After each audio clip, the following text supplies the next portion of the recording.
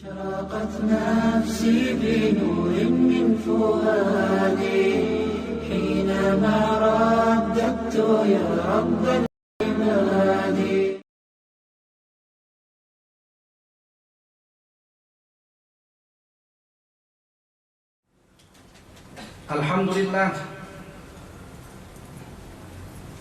Alhamdulillahi Rabbil Alamin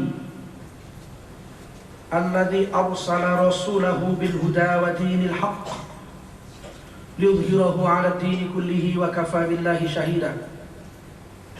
Ashhadu an la ilaha illallah wahdahu la sharika lah wa ashhadu anna Muhammadan 'abduhu wa rasuluh alladzi man la nabiyya ba'dah. Allahumma shalli wa sallim 'ala hadzal nabiyyil karim sayyidina wa maulana Muhammadin wa 'ala alihi wa sahbihi ajma'in. Amma ba'du, qala Allah Ta'ala fi kitabihil karim, a'udzu billahi minasy syaithanir rajim, bismillahirrahmanirrahim. Ya ayyuhalladzina amanu taqullaha wa qulu qawlan sadida yuslih lakum a'malakum wa yaghfir lakum dzunubakum wa man yuti'illaha wa rasulahu faqad faza fawzan 'azima. Fa ya ayyuhal muslimun ittaqullaha. Faqala Allah Ta'ala fi kitabihil aziz, a'udzu billahi minasy syaithanir rajim, bismillahirrahmanirrahim. Wa la tufsidu fil ardi ba'da islahiha wad'uuhu khaufan wa tam'a inna rahmatallahi qaribun minal muhsinin. Shadaqallahul azim. Hadirin sidang Jumat rahimakumullah, bersyukur kita pada Allah, dan wajib hukumnya atas kaum muslimin bersyukur atas seluruh nikmat Allah. Tidak bisa kita hitung berapa besar nikmat Allah itu. Tidak bisa makhluk hidup tanpa nikmat Allah. Allah ciptakan alam semesta ini sempurna, tidak ada satu kekurangan pun. Allah ciptakan dunia terhampar luas, padahal bumi ini bulat. Tapi kita berjalan di atas bumi seolah-olah berjalan di tanah yang datar. Sampai ke ujung. Kita tidak pernah merasakan bumi ini bulat. Terkadang kita dalam posisi di bawah. Kepala kita sedang berada di bawah. Kaki kita sedang di atas, dekat pada bumi. Tapi kita tidak terasa bahwa kita sedang dalam posisi terbalik. Maha suci Allah menjadikan kita hidup di bumi ini seperti hidup di atas hamparan yang lurus. Alladzi khalaqal arda firasha. Dialah Allah yang menjadikan bumi seolah-olah seperti tikar yang terhampar datar. Padahal bumi ini bulat, subhanallah. Allah jadikan pula di bumi ini ada gas, udara. Dari udara itu hanya 21% terkandung oksigen di dalamnya. Dan manusia menghirup udara ini bebas. Dan hebatnya tubuh kita ini hanya mengambil oksigen yang 21% itu. Yang 79% lagi terbuang oleh tubuh, tidak dihisap. Bayangkan kalau manusia hisapnya CO2 atau O bebas, matilah manusia itu. Hanya 21% udara mengandung oksigen, tapi napas kita bisa memilih yang 21% itu yang masuk ke dalam tubuh. Maha suci Allah.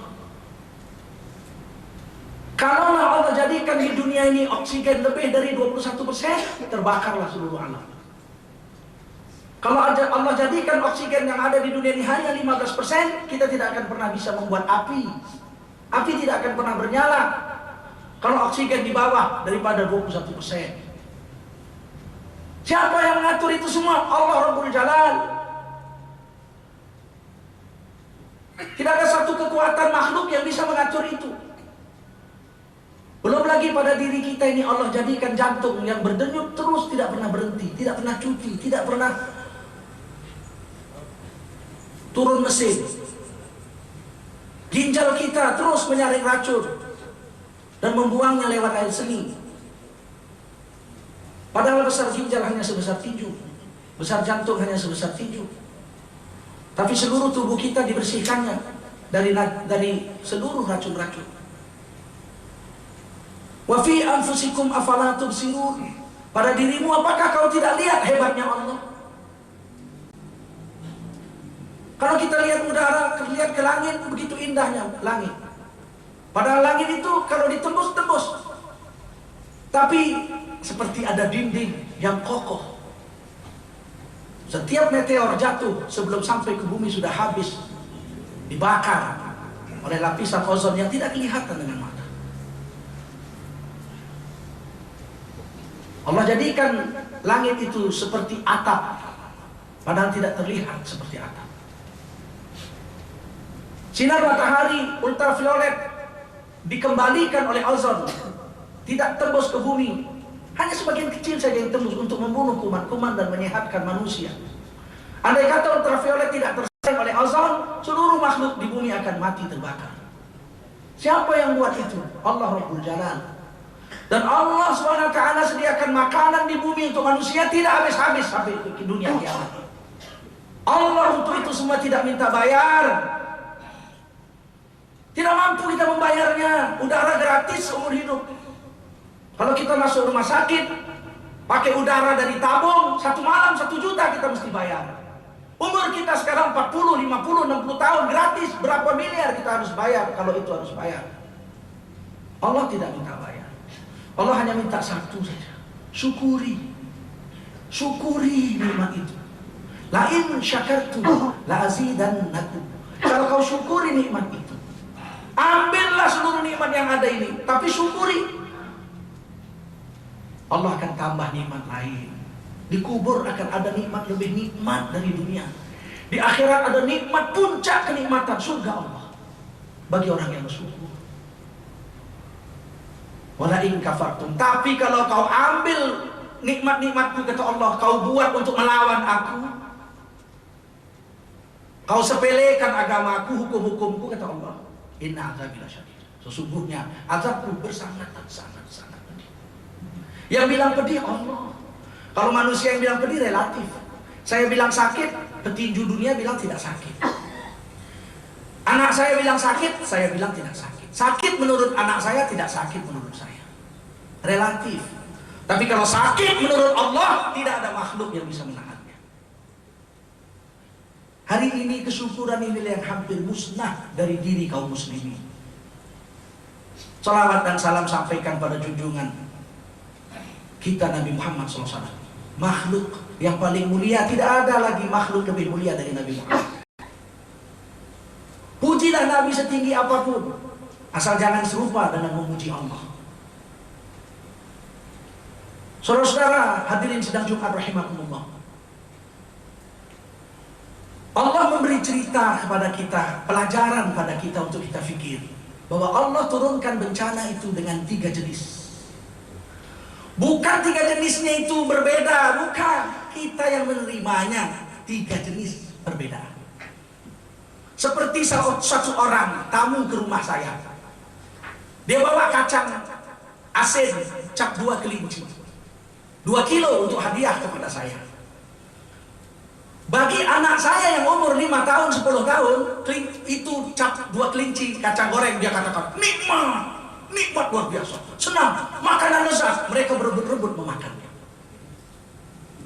Bagi saya yang sudah umur 46 ini, saya berhati-hati menahan nafsu saya untuk memakan kacang itu. Paling saya makan sedikit, takut-takut nanti asam urat akan naik.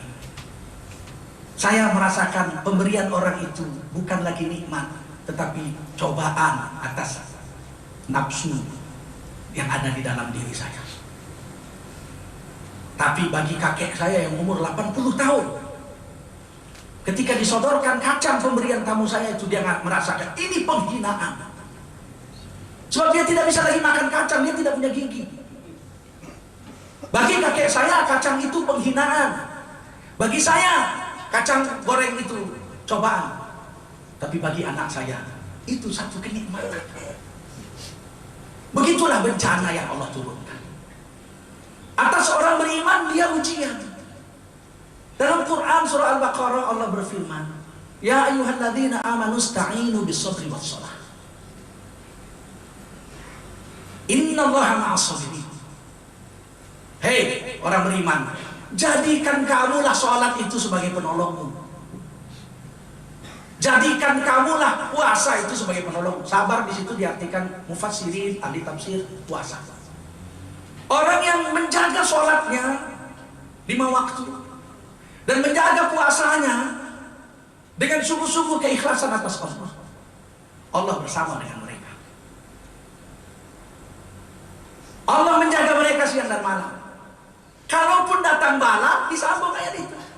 وَلَنَبْلُوَنَّكُمْ بِشَيْءٍ مِّنَ الْخَوْفِ وَالْجُوعِ وَنَقْصٍ مِّنَ الْأَمْوَالِ وَالْأَنفُسِ وَالثَّمَرَاتِ وَبَشِّرِ الصَّابِرِينَ. Dan pasti kami akan menguji kamu dengan pasti. 2 kali pasti di situ. La-nya pasti harfun taukid, en-nya pasti harfun taukid. 2 kali Allah strengthen the meaning, kata orang Inggris, memperkuat maknanya.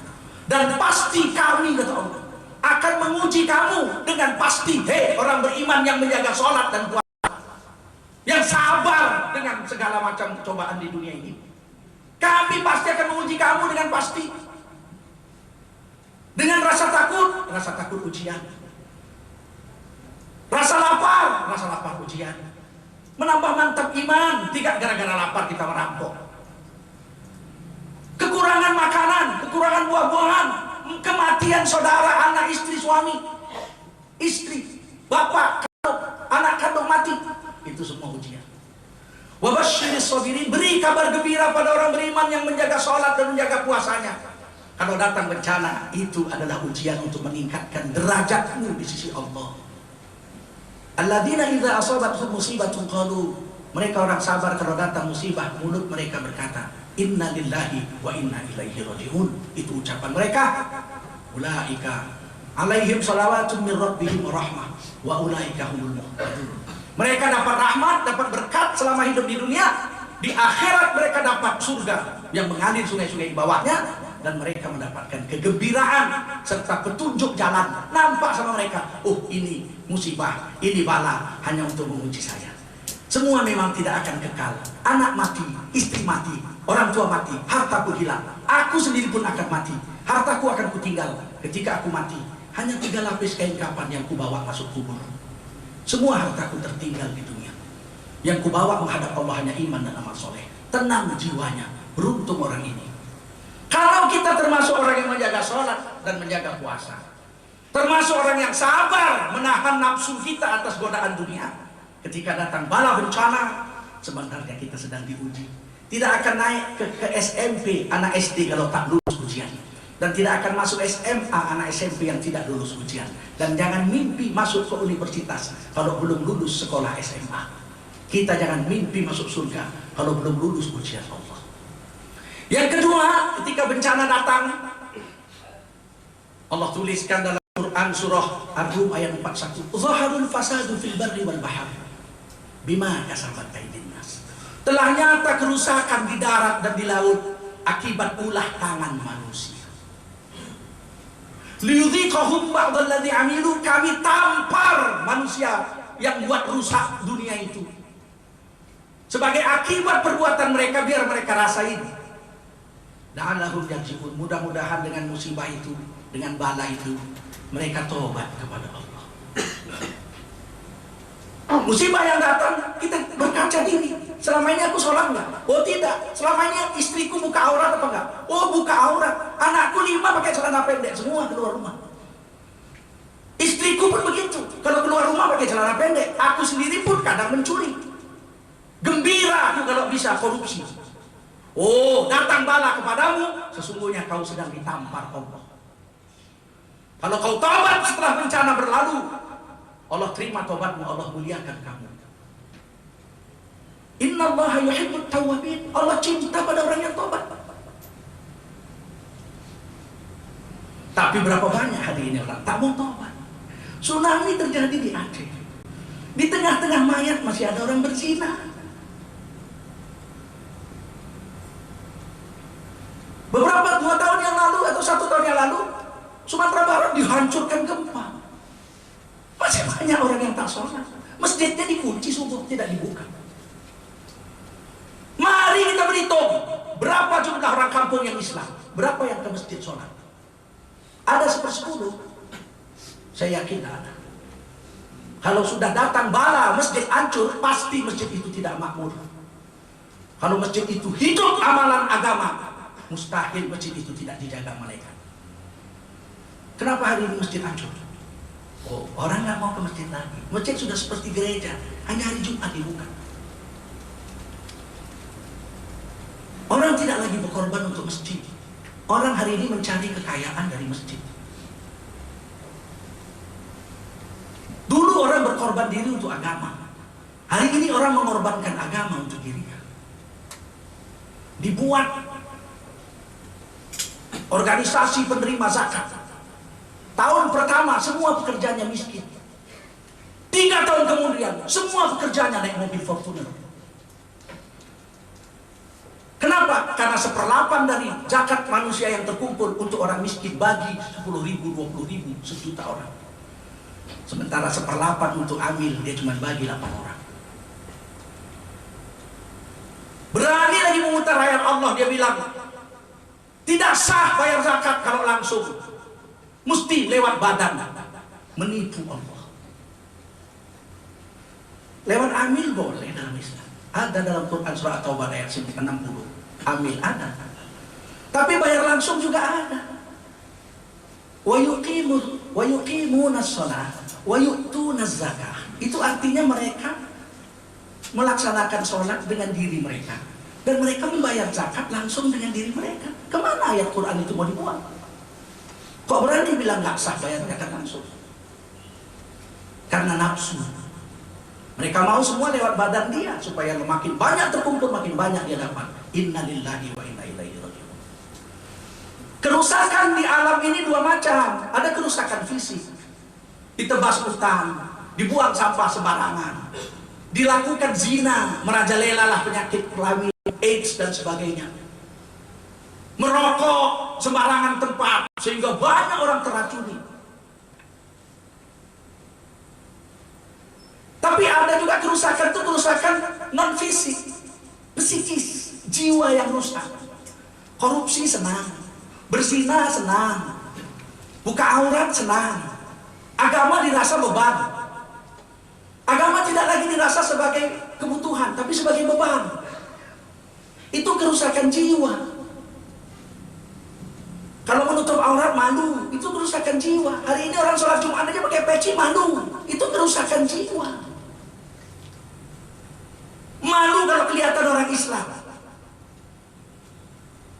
Berani orang sekarang pemimpin-pemimpin Islam pidato, kita orang Islam mesti membuka diri terhadap kebudayaan Barat. Salah. Orang Barat yang mesti membuka diri terhadap orang Islam. Bodoh ngomong kayak gitu. Kita orang Islam dari dulu tetap terbuka dengan sains. Orang Barat yang dari dulu menutup mata dengan kebaikan Islam. Hari ini kerusakan itu banyak. Jiwanya rusak, mengapa Islamnya yang rusak, pada dirinya yang rusak.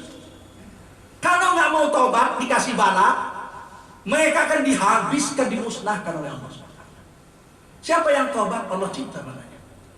Mudah-mudahan musibah yang terjadi di Sumatera Barat, Jambi dan Bengkulu ini mereka jadi tobat.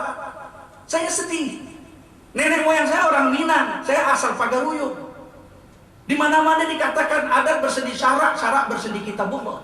Tapi kita lihatlah tayangan televisi yang mengungsi akibat gempa itu, mayoritas perempuannya tidak tutup aurat.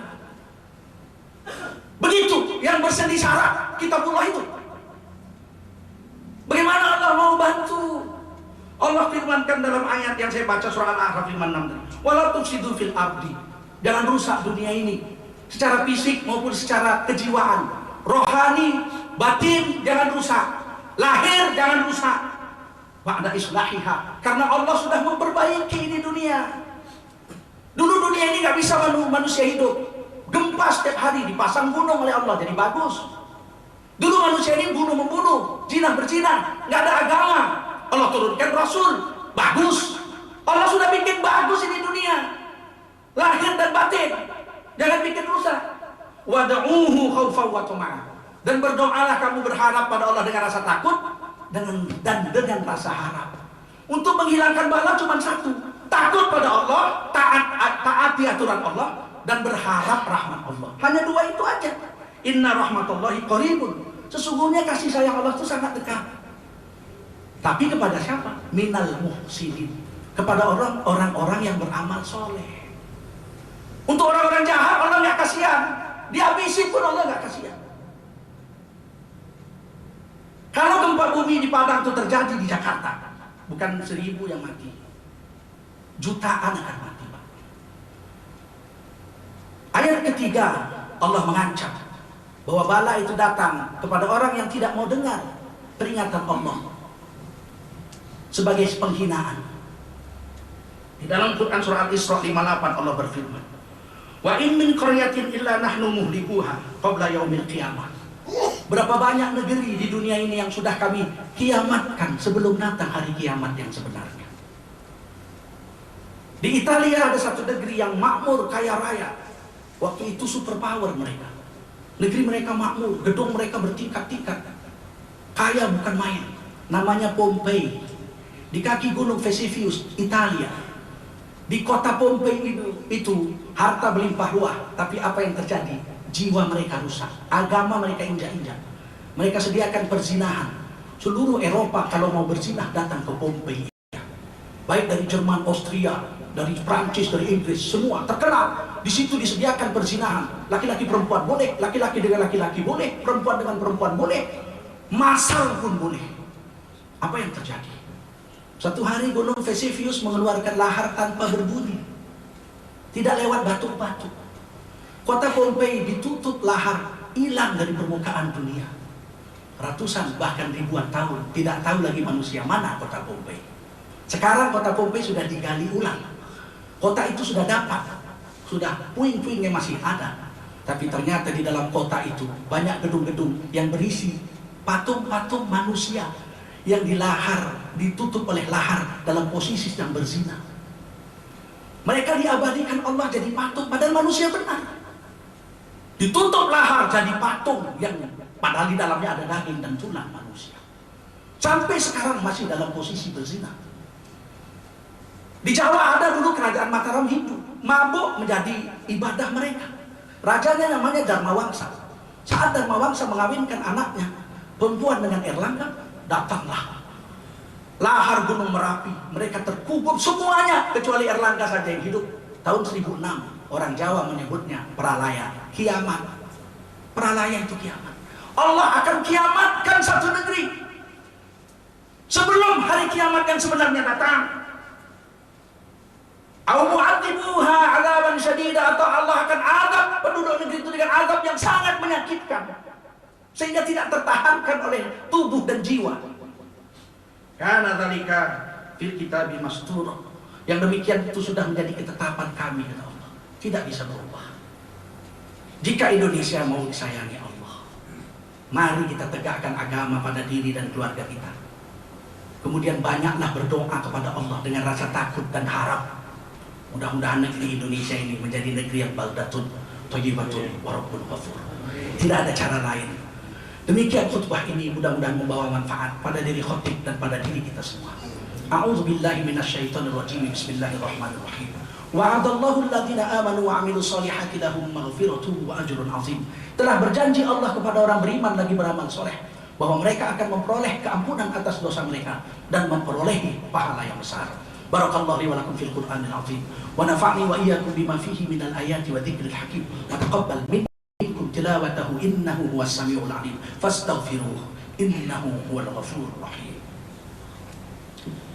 إن الله وملائكته يصلون على النبي يا أيها الذين آمنوا صلوا عليه وسلموا تسليما.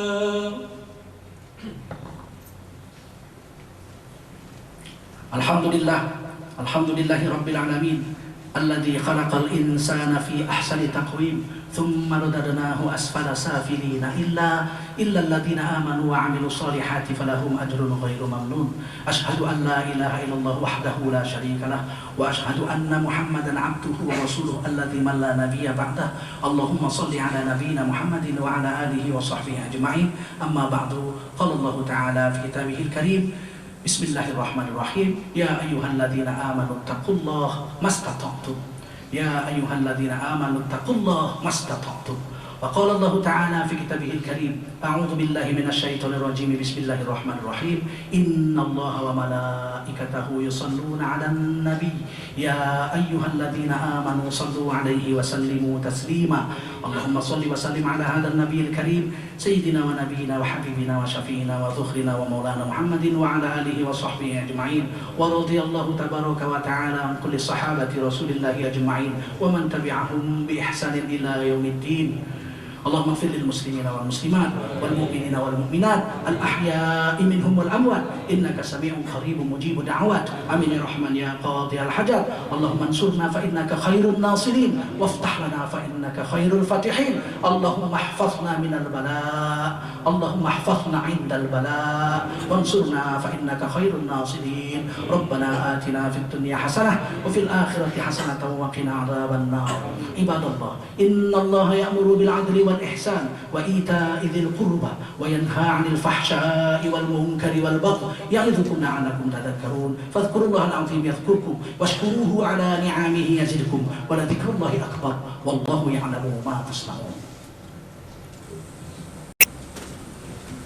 الله أكبر.